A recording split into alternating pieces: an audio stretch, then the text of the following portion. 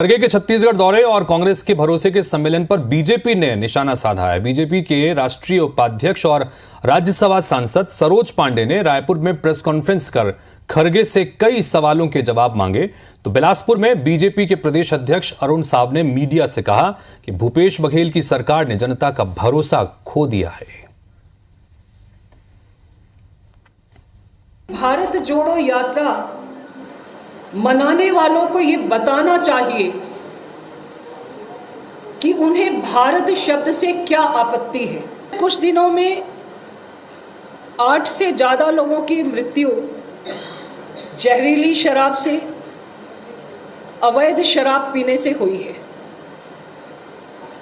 Congress party के राष्ट्रीय अध्यक्ष का इस पर क्या स्टैंड है? देखिए, आज राज्य की कांग्रेस सरकार ने, भूपेश बघेल की सरकार ने जनता का भरोसा खो दिया है, क्योंकि हर वर्ग को इस सरकार ने, भूपेश बघेल की सरकार ने ठगने का काम, धोखा देने का काम किया है।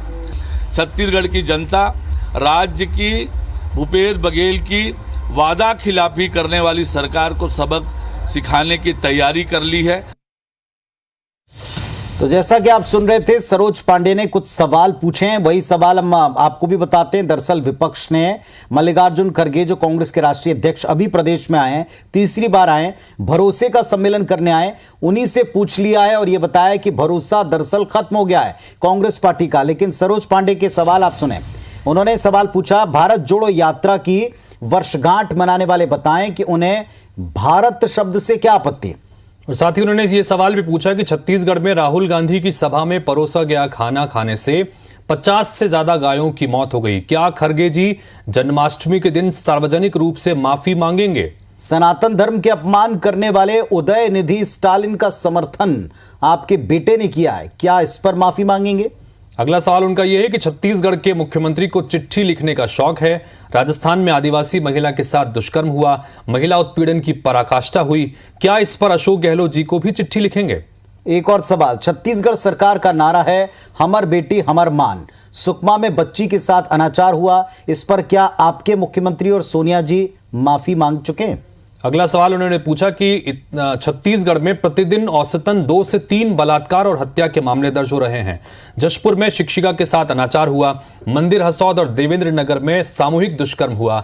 खरगे जी बताएं, इस पर क्या वो जनता से माफी मांगेंगे? सरोज पांडे का एक और 7वां सवाल, गंगा जल की कसम खाकर कांग्रेस ने शराबबंदी का वायदा किया था।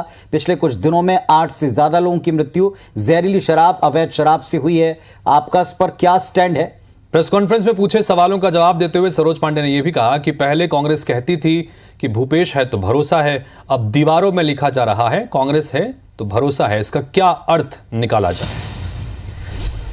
तो कुल मिलाकर विपक्ष का निशाना साधना हितेश बनता है। विपक्ष ने अपने हिसाब से चुनावी वर्ष में माहौल को भांपते हुए भरोसे के सम्मेलन पर भी चोट की है और साथ ही साथ भूपेश है तो भरोसा है वाले स्लोगन पर भी चोट की है। कुछ ऐसे सवाल जो असहज बना सकते हैं सत्ता पक्ष को, पूछने का प्रयास किया, लेकिन असर कितना होगा यह भरोसे के सम्मेलन और कितनी एकता दिखाई पड़ेगी इन सब के बावजूद, और उस पर डिपेंड मंच पर जब कल मल्लिकार्जुन खड़गे भी पहुंचेंगे और भूपेश बघेल भी होंगे, तो क्या इन सवालों के जवाब की गूंज वहां देखने को मिल क्या सकती है? एक आध का उत्तर आता है या सबके उत्तर आते हैं और क्या कोई निशाना साधा जाता देखेंगे?